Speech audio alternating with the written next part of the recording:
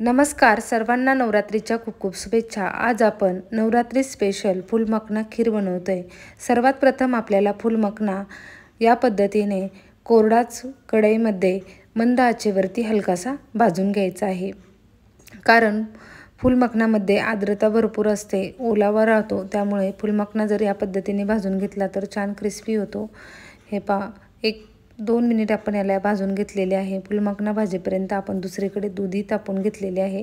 हे पहा, फुल मखना भाजल्यानंतर या पद्धतीने एकदम क्रिस्पी होतो आणि तो हाताने सहज फुटला जातो। आता त्याच कढईमध्ये आपल्याला तूप टाकून घ्यायचे आहे। तुपाऐवजी तुम्ही तेल वापरले तरी चालेल, परंतु आपण उपवासाची फुल मखना खीर बनवते, त्यामुळे तूप आपण इथे वापरलेले आहे। कोणतीही खीर म्हटलं की तेथे काही थोडे ड्रायफ्रूट्स आपल्याला लागतात। मी येथे विलायची, बदाम, मनुके आणि थोडेसे बारीक खजूरचे तुकडे टाकून घेतलेले आहे। हे ड्रायफ्रूट्स आपल्याला एक अर्धा मिनिटभर तुपामध्ये छान फ्राय करून घ्यायचे आहे। आता आपण जो भाजून घेतलेला मखाना आहे तो मखाना ही तुपामध्ये हलकासा पुन्हा फ्राय करून घ्यायचा आहे, जेणेकरून टेस्टला तो चांगला होणार आहे। मखाना व ड्रायफ्रूट छान फ्राय झालेले आहे। आता यामध्ये आपण छान उकळून घेतलेले दूध टाकून घेत आहोत।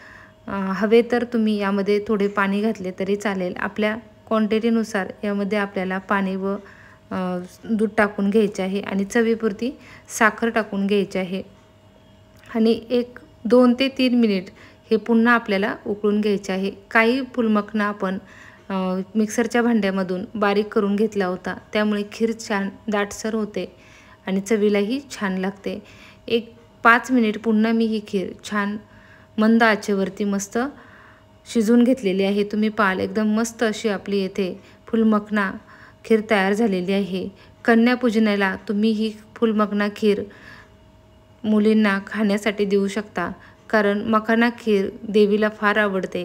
हे पहा, अशा पद्धतीने इथे आपले मस्त अशी कमीत कमी वेळेत स्वादिष्ट अशी डिश तयार झालेली आहे आणि लहान मुलांच्या आरोग्यासाठीही मखाना खूप छान असतो। अशा प्रकारे अतिशय मस्त अशी आपली इथे फुल मखाना खीर तयार झालेली आहे। ही खीर बनवायला सोपी असते आणि चवीलाही खूप छान लागते। पुन्हा एकदा सर्वांना नवरात्रीच्या खूप खूप शुभेच्छा। धन्यवाद।